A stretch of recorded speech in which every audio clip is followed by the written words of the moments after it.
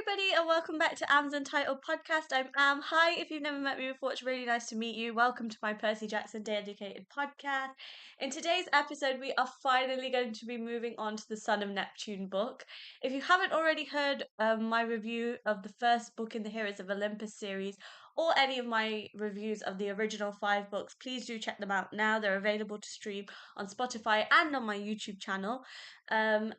But I've just had a look at all the content I have to get through in today's episode, and there's a lot of notes that I've taken. So please do bear with me, and I'm a little bit of a rambler as well. So if I talk about something for too long, I apologize in advance.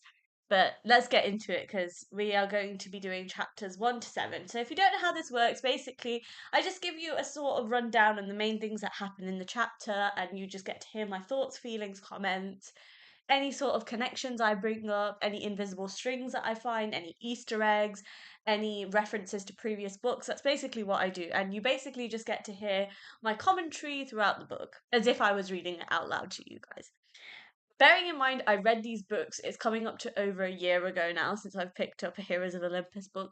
So my memory is a little bit foggy, so please just bear with me if I can't remember certain things.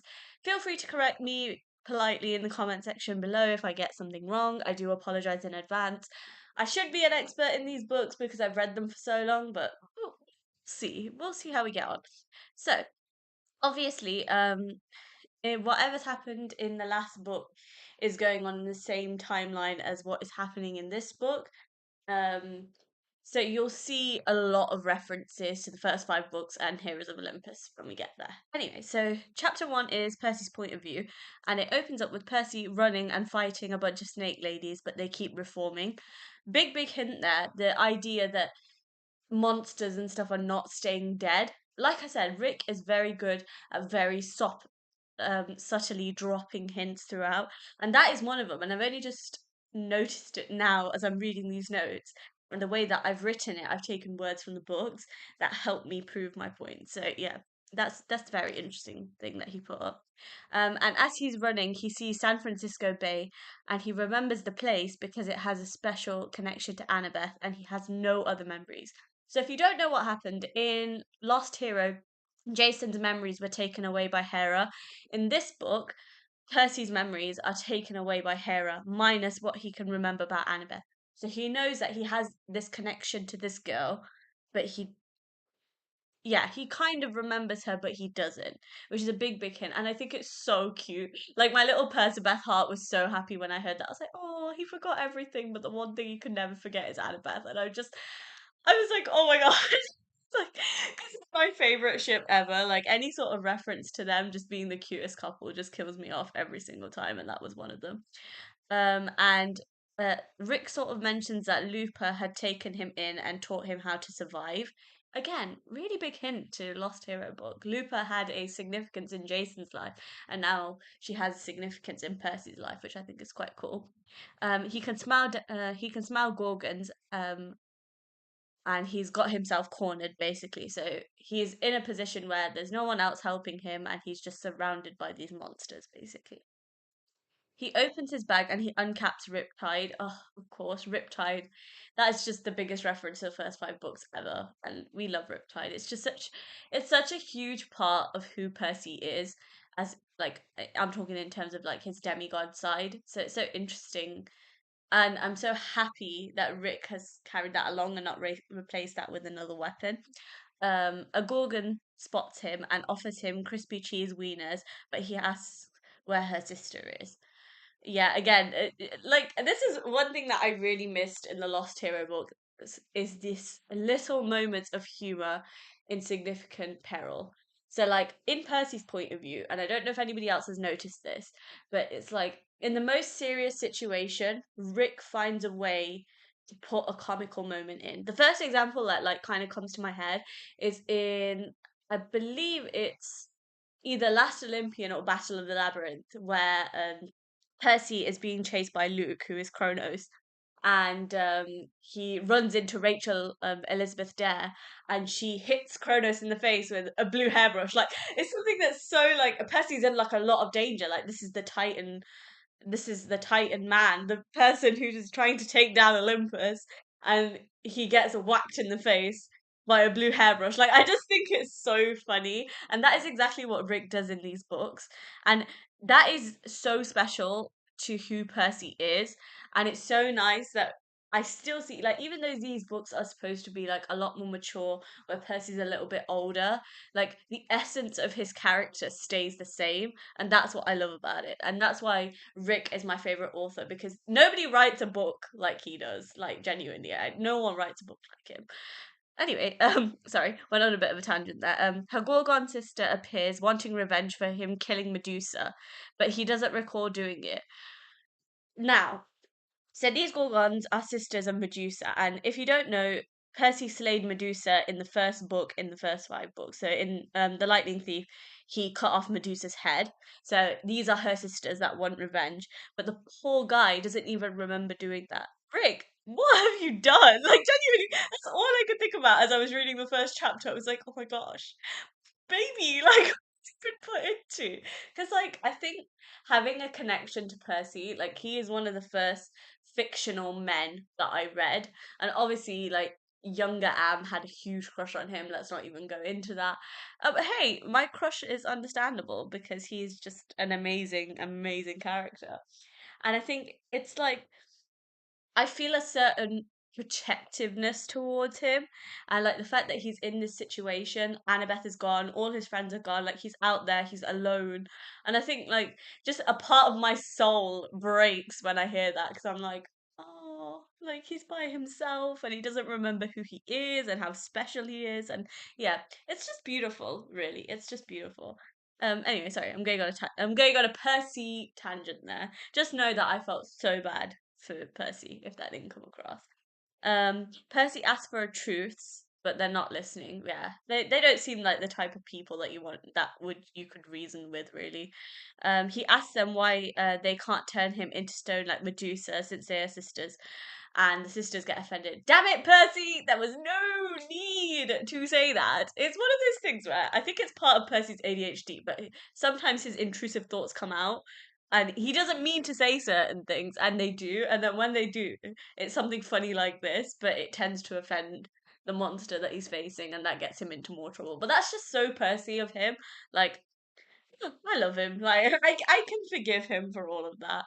Um, she reminds him that he bears the mark of Achilles, and he doesn't even know what they are on about, basically. So if you don't remember, the mark of Achilles is what Percy did to himself to make himself invincible, to be able to defeat Kronos, who was Luke, basically. And he did that, and he still bears that mark. And obviously he did that in what do we call it? The underworld. That's it. Hades' realm. He made a really, really big sacrifice to save Camp Half Blood. But this is the thing, like it's more heartbreaking for me because I feel like I'm on this journey with him. Like we have all the memories of how amazing of a hero he is, and he has no idea. And it's just sad. Like I read this and I get so upset every single time because I'm like, I wish he knew truly how special he is. Anyway, let's move on. Um, she explains to him that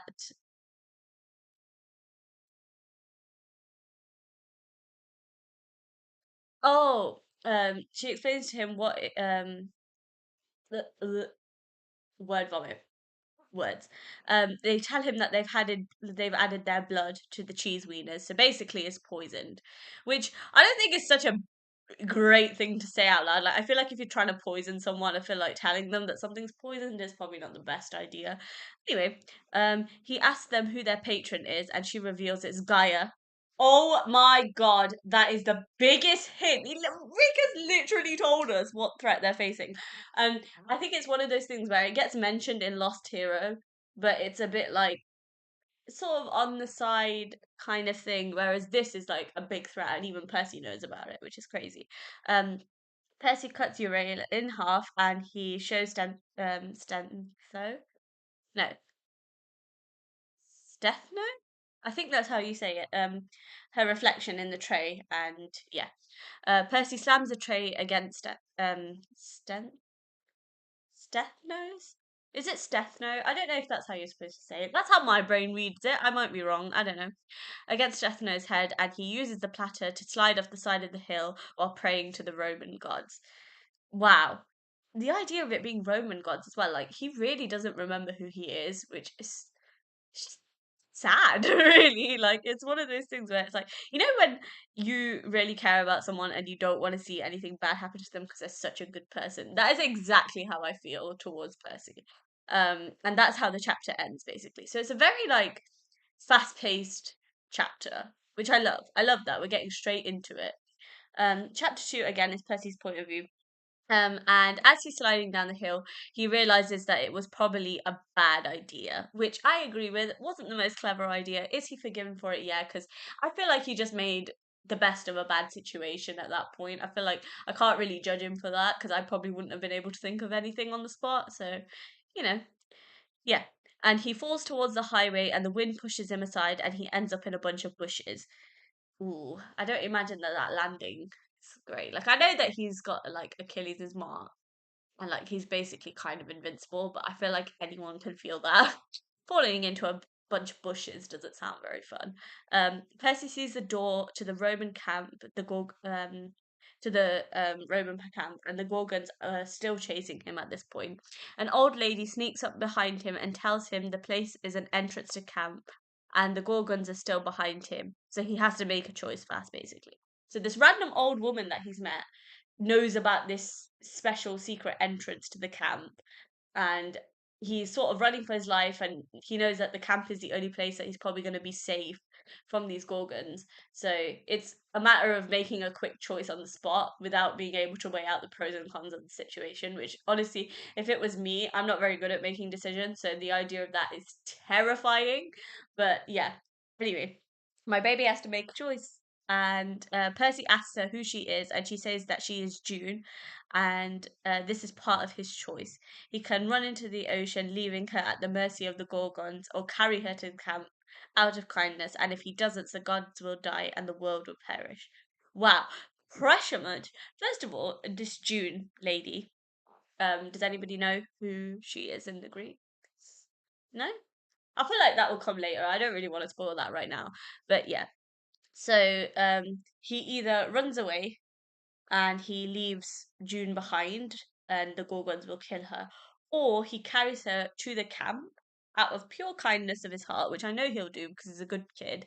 And if he doesn't do anything, the gods are going to die and the world is going to perish. Like, yeah, you know what? If you don't do this one thing, everyone you know and love is going to die and the world that you know is going to die. Isn't that so awful? Like, if someone said that to me, I would be like, whoa, especially because he's had his memories wiped as well. I bet he doesn't know what any of that is.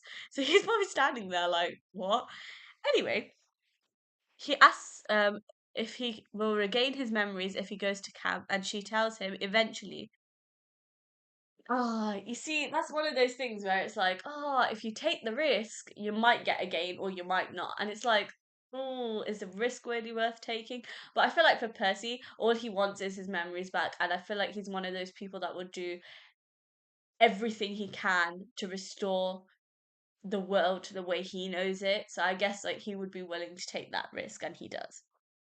Um, she tells him that he will like, lose his Achilles mark while making his decision, and he's thinking about Annabeth, and he decides to carry June across the river. Now that is such a Percy thing to do. He is so selfless when it comes to the people that he loves. There is nothing he wouldn't do for someone he loves. And the thought and the chance of even seeing Annabeth again and finding out who he is, he would do anything for that. And he's literally just proven that. And the fact that he's willing to lose his Achilles mark, the thing that almost killed him to save Cam, he's willing to lose that again just to find out the truth. And I think that that's such a big thing. And it's such a huge character development moment for him as well. I forget, like, he's not 12 years old anymore.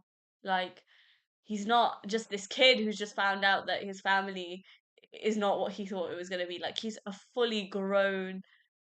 I'm going to look at him as a man now. I feel like he's transitioned from being the scared little boy to a man who knows his priorities and who is selfless and willing to do anything for someone he loves.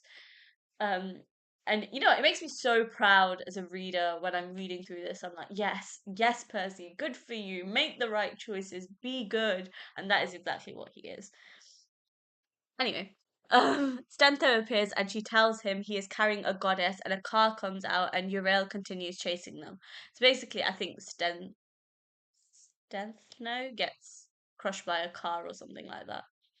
Um, the guards see Percy and shoot the Gorgons just as Uriel gets close. The guard shoots her with a spear into her forehead. Ooh. Now, another thing that I've noticed about these books is it's quite not gory, but it's very like visual, like the injuries and stuff. Like Rick doesn't really talk about much of that in the first five books, but it really shows how much he's matured his writing and he realizes that he's targeting a different sort of audience now. And yeah, that was like, oh. Yeah, I remember like even visualizing that because I'm a very visual reader. So like when I read something, like I imagine how it would look in my mind, and that's like specific to me. And I remember just envisioning that and being like, "Oh, that's gross." Um, June tells Percy to move forward through the tunnel, and Hazel holds the Gorgons off so Percy can escape, and the old woman gets heavier and heavier. Basically, he's physically feeling the weight of losing the Achilles curse, which is metaphorically symbolized through June getting heavier and heavier, which I think is so cool. It's such a cool concept, and Rick is the best at metaphors, I think. And also, Hazel's a very important character, so remember her. Frank guides Percy through the underground, and the woman tells them that they are heading to Rome. Ooh, that's also a hint that I've never noticed before. Heading to Rome. That's a very, very, very good hint, I think that is. Anyway, we'll talk. Jesus Christ, you scared me! Sorry about that. You guys literally just heard me crap myself. My dad just stormed into the room and it just gave me the biggest heart attack. Anyway, what was I talking about? I was talking about Percy, right? Yeah. Anyway. So they end up in a valley where Percy sees Mount Diablo in the distance, and Frank says that they are at camp and it's called Camp Jupiter. So you have Camp Half Blood and Camp Jupiter, though. Camp Jupiter is the Roman camp, and Camp Half Blood is the Greek camp. Hazel comes running behind them, and Frank tells them that they need to get across the river. June tells Percy that she can't get her dress wet. Ugh, diva much. Whoever this June is it just know like both the Greek names and the Roman names? Because I only know them because of I've been reading Heroes of Olympus, but yeah, I didn't really know much about Roman mythology until I read this. So yeah, I think if I ever wanted to, I need to do a bit more research on Roman mythology because I know a little bit about Greek mythology now, and that's not just from reading Percy Jackson, by the way. But yeah, I feel like I would go into Roman mythology as well because I think that that's quite interesting. Anyway, um, Frank tells them that he will hold the Gorgons back so Hazel can get Percy to safety. Oh, he's so sweet, isn't he? We love Frank. Percy is scared to cross the river. June tells him that he will lose his Achilles curse when he dips into the river, and he thinks about Annabeth and he goes into the river. Again, what you'll notice about this book is that Annabeth is really the invisible string. Like she gets mentioned a lot. She's the only thing that Percy can remember.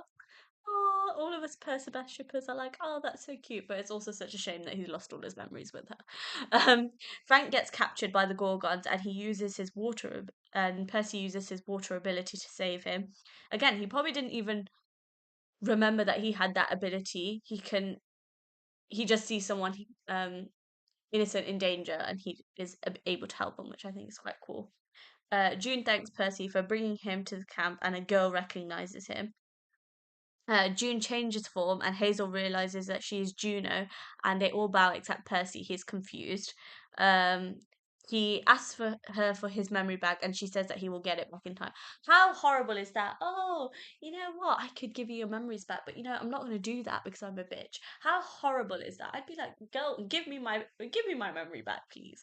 Um, Juno presents him as the son of Neptune and that his fate is in their hands, basically threatens them not to fail her and disappears. Also, I feel like Percy would be slightly confused. He'd be like, what are you even talking about at this point? Like, he's literally come into this massive camp. There's hundreds and hundreds of people there. And, like, he stood in front of them. And this random woman who is actually a goddess tells everyone that he's the son of a god. Um, and she basically says that, oh, by the way, all of our fate's in your hands, good day, and leaves.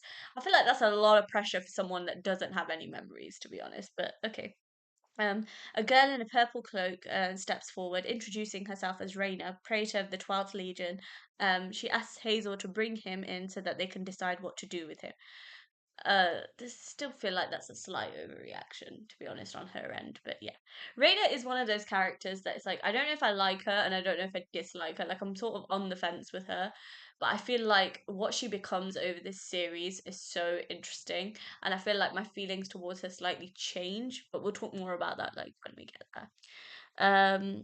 Percy is confused, still as oblivious as ever, and they can't accept him until they work out if he's an enemy or not. Which is fair enough, but also, is it? I don't know. Maybe it is. Actually, maybe if I was in Reyna's situation, I had like people to protect, and this random person waltzed into my camp, maybe I would be the same. But you never know. Anyway, chapter 3. So we're still in Percy's point of view. Percy sees ghosts walking around the camp, and one of them calls him it's Gregus, but it was actually Gracius, meaning Greek. Um, Hazel tells him that they're Leia's house gods. Oh, that's kind of cool, actually. To be honest, like a bunch of ghosts like walking around camp. I think that's quite cool. Frank asks him if he has a Greek family, but he can't remember anything. Yes, baby. Yes, you do. You have an entire Greek family. You know what? It is so heartbreaking when I read sentences like that. It's like, oh, he's forgotten everything. Like, it's like he's forgotten who he is, which is so sad. Because I feel like I'm one of those people. This is where the inner psychology student's going to come out a little bit. It's like your memories are so pivotal to who you are. Like, you're not like, you can't be someone if you don't know where you come from or who you've been surrounded by or anything from your past. Like I feel like you can't move forward into the future if you don't know about your past. And I feel like Percy is sort of stood at the edge of a cliff, like, now what? Like, who am I? Who was I supposed to be? Who's in my past? Who are the people I care about? Like I feel like he's missing such a pivotal part of who he is, which is so heartbreaking, to be honest. They end up at the Principal, and Reyna sends Frank to the armory and calls Hazel for a witness statement. Wow, she's really, really formal about all this, isn't she? Percy meets Argentum and Aurum, and Reyna asks for his side of the story, but he doesn't mention Annabeth. And Hazel defends him as well. Oh yeah, good on you, Hazel. She's a good egg. Like I love Hazel. She's one of my favorite characters in this series. So yeah, the fact that she sticks up for him is so sweet. Um, Reyna tells him that he has been somewhere before, the Wolf House, and she agrees that he's telling the truth. Oh, thank God. At least our baby's been spared from a trial. She tells him that being a son of Neptune is a bad omen and questions his t-shirt and bean necklace, but he doesn't know anything about them. Oh my God, he's got a Camp Half-Blood shirt. That's so sad. And his little bead necklace for the years that he was at camp. Honestly, guys, that is awful. So how did he have on? So he got to camp at 12. And I think he must be 16 now, 16, 17. Yeah, because Great Prophecy came true at 16. So he'd have like 4 beads on there. That's so sad. And he doesn't remember anything. Oh. She recognizes his sword is celestial bronze, a Greek design, and that she has imperial gold, which is what her dagger is made of. So celestial bronze is the Greek design for weapons, and imperial gold is what Romans use, I believe, in this. Um, sorry, 1 second, I'm joking. Sorry, I'm back. What was I talking about? Oh yeah. She points out the tattoo on his arm, which is a sign that he wasn't in the Legion. Yeah. So if you don't know, Jason in Lost Hero had tattoos on his arm, so that proves that he was part of the Roman Legion. Percy doesn't have any of that, obviously. Um, Hazel asks Percy if he has met Jason, and Reyna tells him he was her colleague who disappeared last October. So again, Rick is very slowly tying these threads all together to make, or like putting all these pieces together to make a bigger puzzle, I think is like the analogy that I would use. And there's so many hints to that book as well. Like Rick is very clever at like subtly dropping these connections in, which is quite cool. Percy is wondering why they haven't replaced Jason, and Reyna explains the elections only happen in 2 ways: if someone has a major success on the battlefield, or at the ballot on the Feast of Fortuna, where the goddess of luck shows up giving them really good or really bad luck, basically. To be honest, I think that's quite a clever system that they have. Like, they actually have like someone who's worthy on the battlefield, or like they have a ballot, so they're a very democratic system. I think that's quite cool. And the Feast of Fortuna is very important, so remember that. And the Goddess of Luck, if anyone can guess who she is, drop it in the comment section. Percy tells Reyna that he has been warned that the camp is going to be attacked and Gaia is on the rise, unleashing death. Wow, that is already like this threat. Like, I think I talked about this like when we were discussing Lost Hero together. Is like this threat feels more real because it's literally a battle against Mother Earth, a battle against nature, which is just honestly crazy. Reyna tells him not to mention this information to anyone. Obviously, she doesn't want to cause like a massive panic, which makes sense. And the chapter closes with Reyna telling Hazel to take Percy to Temple Hill and find Octavian. Oh God, I hate Octavian so much. And if he lets Percy live, Reyna will help him discover his past. Yes. Um, my first thought was when I like read through this interaction with Reyna and Percy was that she fancies Percy a little bit. Like every other woman in Camp Half Blood, minus Piper, she doesn't really feel that towards him. She hasn't met him yet, but I promise you she doesn't feel that towards him. And obviously Percy has a little bit of a situation with girls anyway. So yeah, that immediately that was my thought, and I was like, oh, it's okay. Annabeth is his girlfriend now. Nothing's gonna happen. Chapter 4 is Percy's point of view again. Oh my, there's a lot in this chapter, isn't there? Hazel gives Percy some food and tells him to try a Roman bath. Now that sounds quite cool. That sounds really nice, actually. A Roman bath, nice and relaxing. Hazel tells him that there are roughly 200 kids at camp, so their parents are, or grandparents are demigods. So their way of um, selecting people is slightly different to how it is at camp Half Blood. So like their parents are demigods or their grandparents are demigods, and that's what how they get into this world. Whereas it's slightly different in Camp Half Blood, where you get claimed because your mother or father is a Greek god or goddess. Anyway, Octavian is a descendant of Apollo, and he supposedly has the gift of prophecy.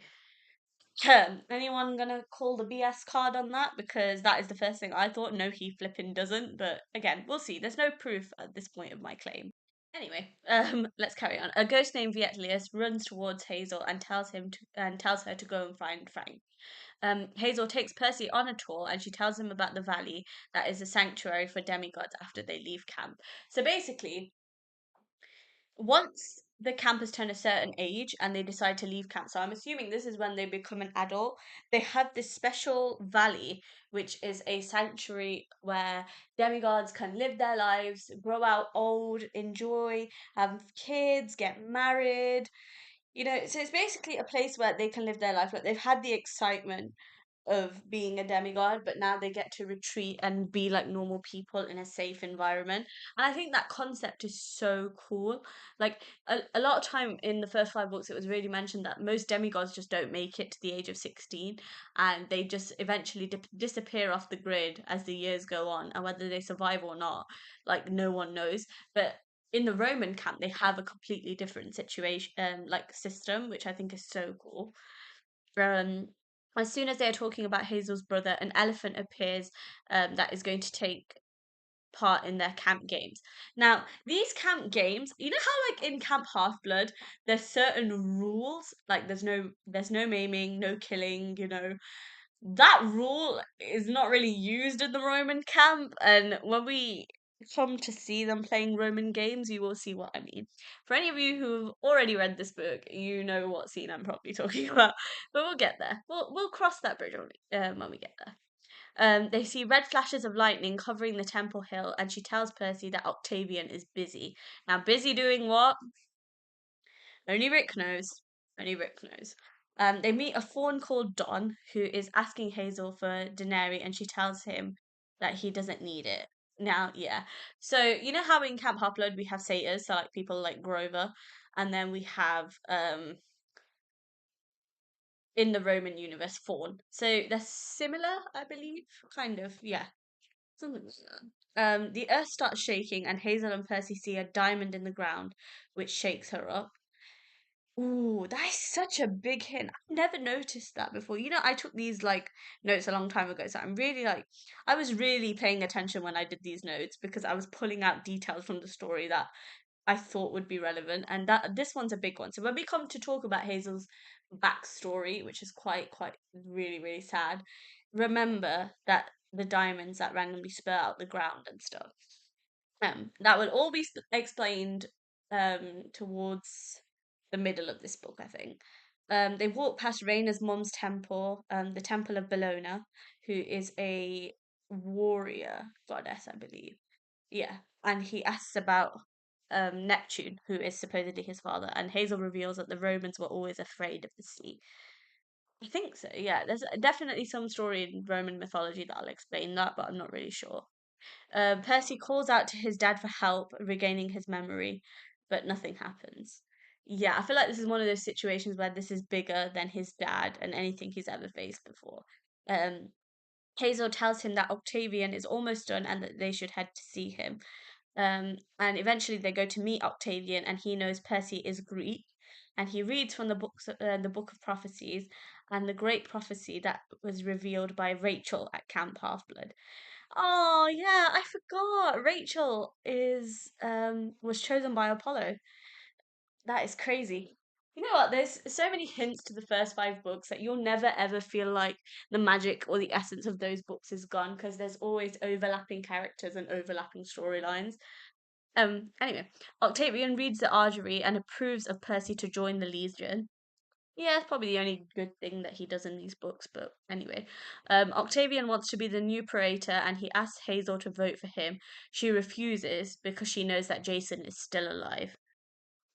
Now, Octavian is happy at the minute because Jason's out of the picture because Jason was the Praetor. I think that's how you say it. And obviously, with him disappearing and being in Camp Half Blood with no idea what's going on in his own camp, it gives Octavian a chance. And Hazel, of course, is very loyal to him, and she's just like, no. And I really respect her for that. Octavian uses the rumors about Hazel, and she says that she will think about it. Basically, he's trying to emotionally blackmail her.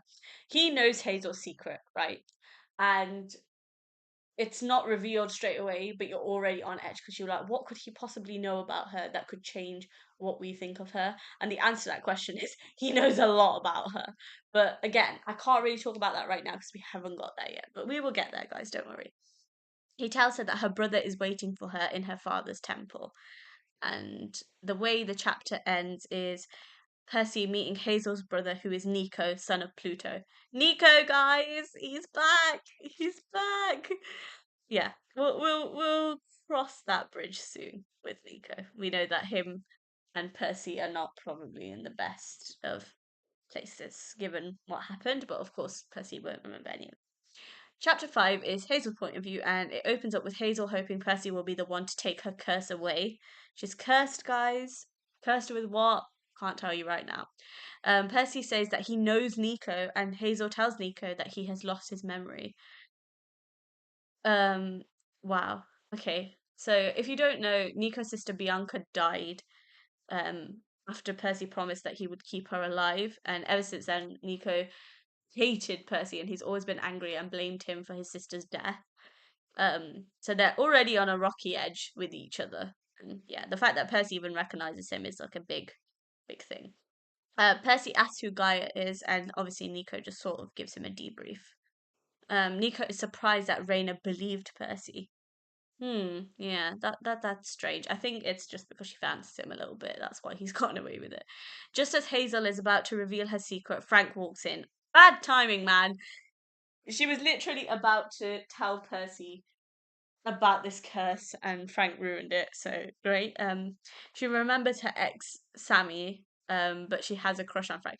Now Sammy is a really important name, guys. Remember it. It doesn't get explained now. I don't think it gets explained till the end of the series, but we're gonna get there together. When I do the big reveal, you guys are gonna be like, "Oh, yeah, yeah, I know." I was the same. I was like, oh, who's this Sammy guy? That sounds interesting.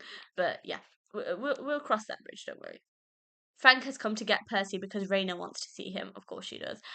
Nico tells Frank to take Percy so him and Hazel can talk. Yeah, you know what? I already don't have a good feeling about this. I guess Nico talking to anyone, first of all, he's a son of Pluto, so that's basically Hades. So you really want to have that conversation with someone whose dad controls the underworld. I don't think that's such a good idea. Anyway, Hazel knows that Nico recognizes Percy, but she doesn't really say anything.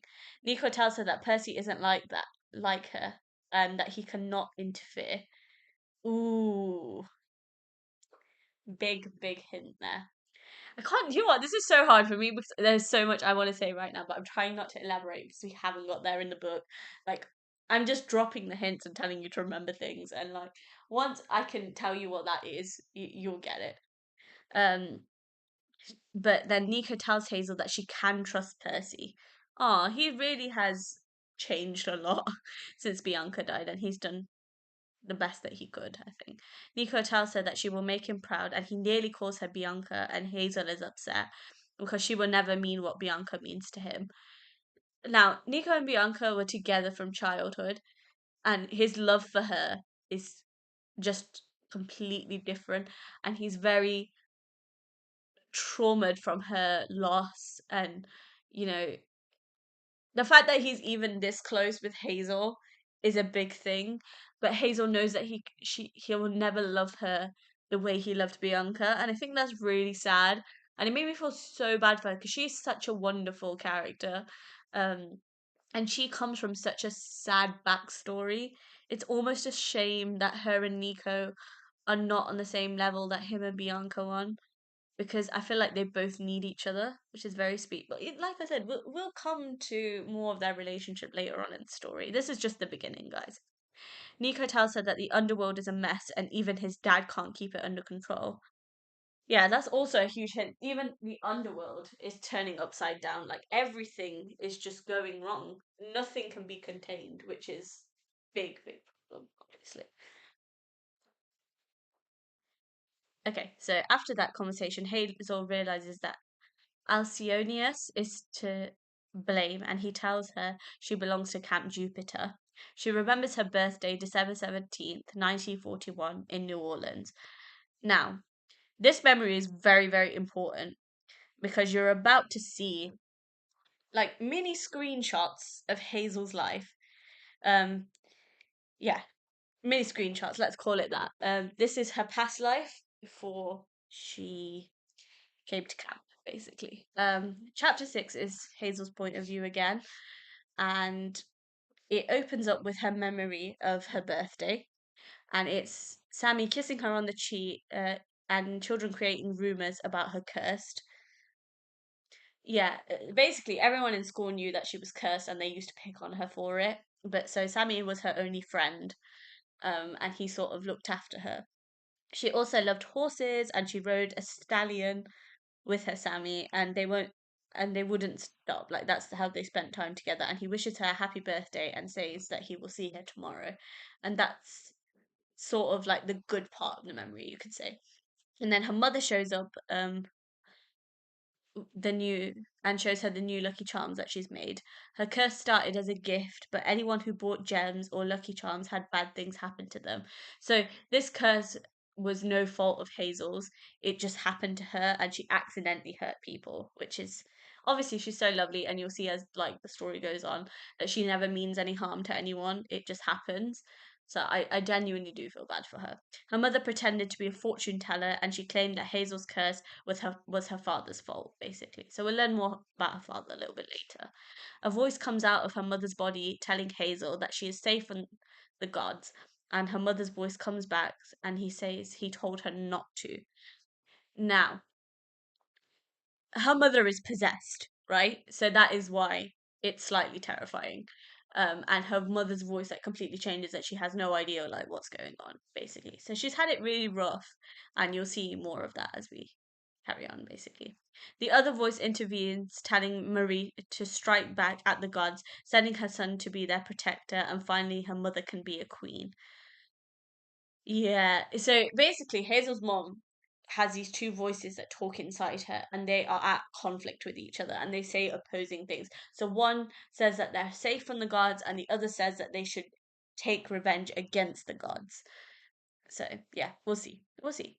The other voice calls Hazel a poison child and she runs out the room. First of all, what an awful thing for any child to hear. Like, that is emotionally so degrading that, like, I can see why Hazel is the way that she is, and she's so lovely, and no one ever deserves to be treated like that. And yeah, she's just amazing. We love her.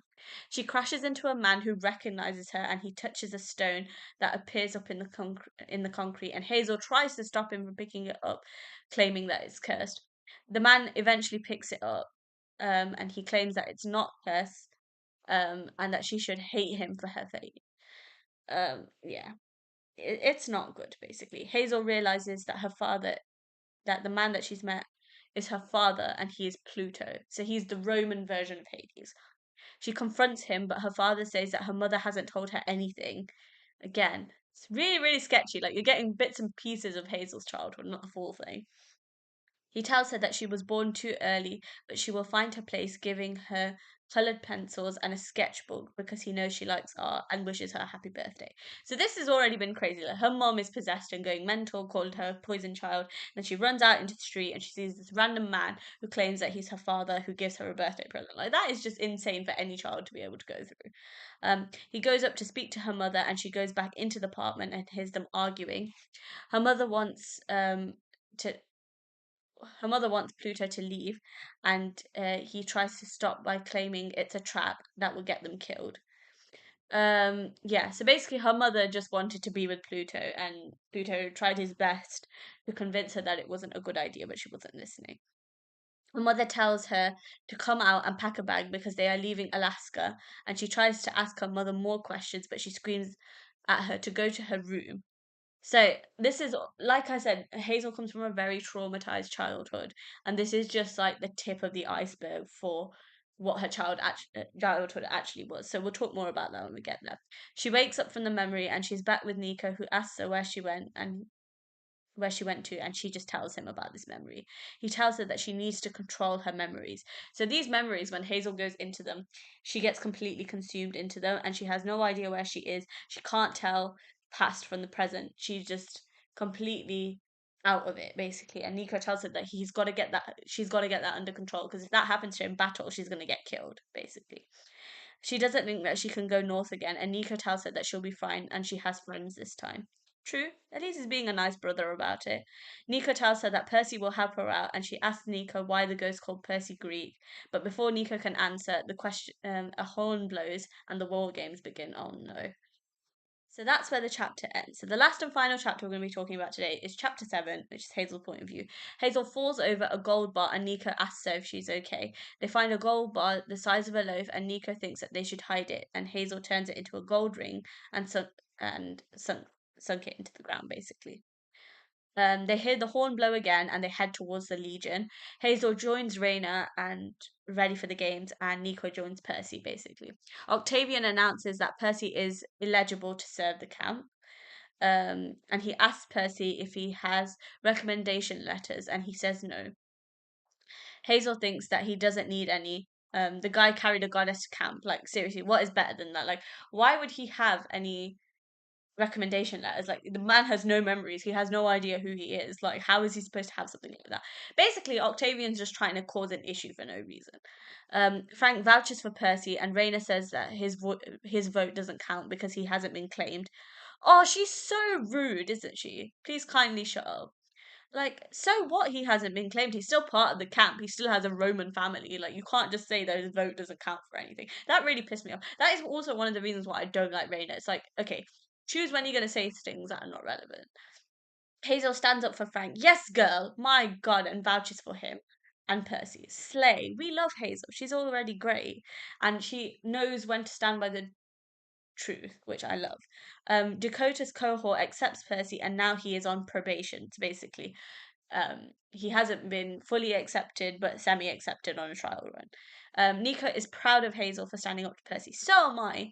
And you can really see like a slow improvement in their relationship, and that's kind of good enough for now. You know, what they become later on, we'll see. But for now, that was a really sweet moment that Rick put in there. Percy thanks her for standing up for him.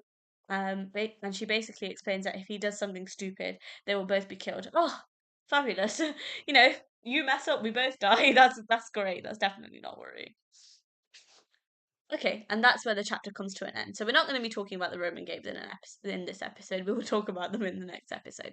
So let's sort of wrap this episode up with my final thoughts and feelings, because I've realised that I've been waffling for a really long time, and I don't want this episode to be too long. Oh, even though it already is. So I'll try and wrap this up very quickly. So Percy is finally back. Like, I missed him so much, and I missed reading his point of view. I missed his humour, and I'm so glad that he's back. I love that the only thing that he can remember is Annabeth. Like, he could never forget her. And I'm so torn because I miss seeing Percabeth together, but I know he'll find her and she'll find him. I love Hazel. She's such an interesting character. Like, although her backstory, like the small glimpse of it, is so sad, she has this bravery and this willingness to do the right thing, which I love so much about her. Reyna is really annoying, guys. I'm sorry, I just don't like her, and the way that she spoke to Frank was so out of line. Like, that really put me off. I was just like, nah, no one has the right to talk to anyone like that. Yeah, so maybe she'll grow on me as time goes on, as we do these books reviews together, but for now she's like a no character. Nico is back too, and I wish he would just help Percy, but I also understand that he can't intervene. Like, there's nothing good in messing things up. Like, he realizes that this is the sort of thing that Percy just has to discover on his own. So in a way, Nico's done the right thing, so I can't really get annoyed about that. Um, I love Hazel and Frank, and I love that even though they've just met Percy, like, they know that there's something special about him, and they were willing to defend him against people that they've known for way longer, which shows so much about both of their characters. And I'm so proud to even hear a bit of that. It's great. Anyway, so those are the first 7 chapters in the Son of Neptune book. I hope you guys enjoyed it. Thank you guys so much for listening in. I really appreciate it. Don't forget, all episodes are available to stream on Spotify and on my YouTube channel. Please do subscribe to my YouTube channel whilst you are there. I'd really appreciate it. Both are at Aamsuntitledpodcast. There will be an upload going up next week where we talk about the next part, which is the next 7 chapters of this book, so stay tuned for that. Um, yeah, I always get stuck towards the end. Oh yeah, follow me on Instagram, follow me on Threads, both at Aamsuntitledpodcast Podcast. That's where I let you guys know when a new episode goes live, so follow me there. And I will be speaking to you guys very soon. Mwah! Bye guys!